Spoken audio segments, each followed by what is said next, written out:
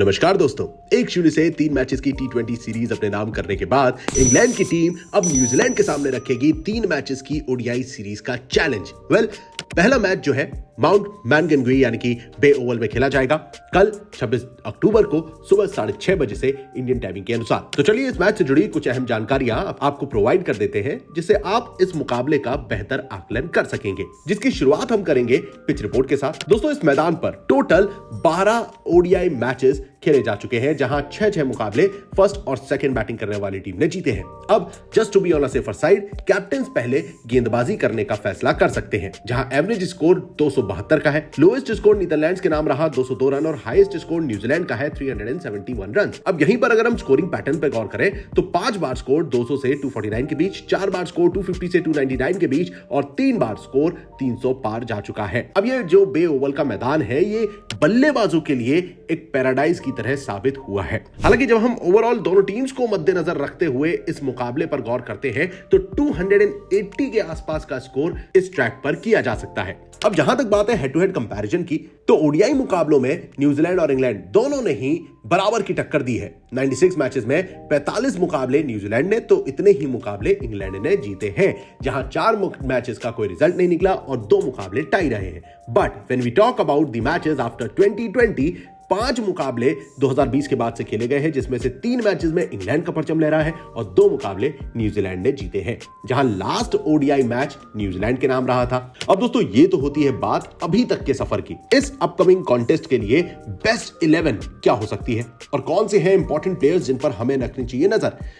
New Zealand ने अपनी last series Pakistan के खिलाफ खेली थी और 3-0 से पाकिस्तान को अपने ही घर पे मात दी थी, और उस सीरीज को मद्देनजर रखते हुए इस स्क्वाड की तरफ से बेस्ट 11 आपकी स्क्रीन पर है, जहां will young, Devon Conway, Rachin Ravindra, के विलियमसन, डेरिल मिचेल, टॉम लेथन, Mitchell Santner, Michael Bracewell, Nathan Smith, Jacob Duffy और मैट हेनरी खेलते नजर आ सकते हैं। अब यहीं पर पोटेंशियल चेंज के तौर पे मार्क चैपमैन टीम में शामिल हो सकते हैं, जिन्होंने पाकिस्तान के खिलाफ बेहतर परफॉर्म किया था। एक मैच में 132 रन जोड़े थे 118 की स्ट्राइक रेट से। वहीं डेरिल मिचेल की अगर हम बात करते हैं तो 3 मैचेस में पाकिस्तान के खिलाफ इन्होंने 88 की स्ट्राइक रेट से 137 रन का योगदान दिया था। अब यहां पर दोस्तों as an allrounder Michael Bracewell की इंपॉर्टेंस आ जाती है, जो कि 3 मैचेस में 85 रन जोड़ते हैं 113 की स्ट्राइक रेट से और 2 विकेट निकालते हैं। यानी कि mark Chapman, Daryl Mitchell, Michael Bracewell, ये तीनों ही मिडिल ऑर्डर के बल्लेबाज टीम के लिए बेहतर परफॉर्म कर सकते हैं। हालांकि जब हम बात करते हैं टॉप ऑर्डर की, तो विलियन और डिवोन कॉनवे जैसे खिलाड़ी along with Rachin Ravindra top order को संभाल सकते हैं, जहां विलियन और रविंद्र से बेहतर प्रदर्शन की उम्मीद करी जा सकती है।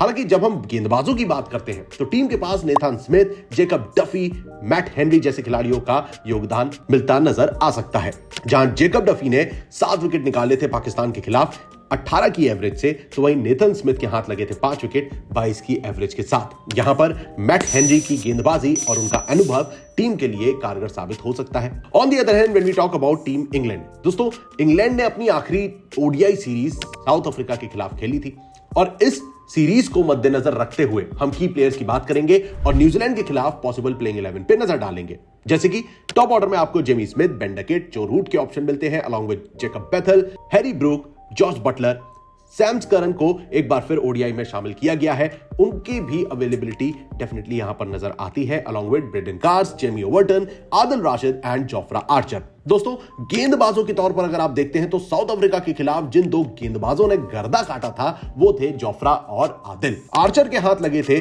3 मैचेस में 8 विकेट 11 की एवरेज से, तो वहीं आदिल राशिद ने 9 की एवरेज से चटकाए थे 8 विकेट अगेंस्ट साउथ अफ्रीका। इन दोनों गेंदबाजों पर एक बार फिर नजर रखनी चाहिए। हालांकि ब्रेडन कार्स, जेमी ओवर्टन और सैम करन इस टीम के लिए बॉलिंग अटैक में और वेरिएशन प्रोवाइड करते हैं। जहां तक बात है बल्लेबाजी की, तो टॉप ऑर्डर में आपको जेकब बेथल मिलेंगे, जो कि 3 मैचेस में 169 रन जोड़ चुके हैं, हाल ही में 136 की स्ट्राइक रेट से।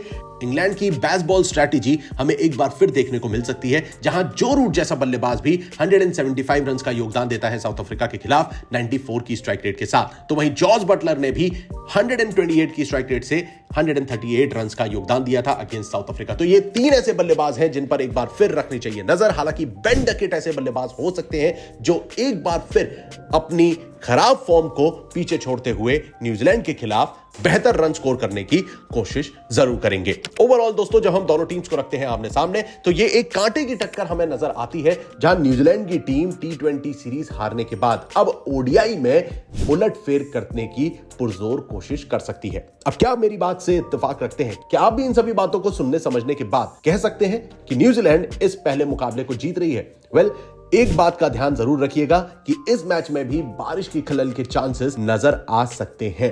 तो फिलहाल के लिए दोस्तों इस वीडियो में बस इतना ही। जल्द हाजिर होऊंगा क्रिकेट की और तमाम अपडेट्स के साथ। तब तक के लिए stay tuned and keep watching cricket Guru.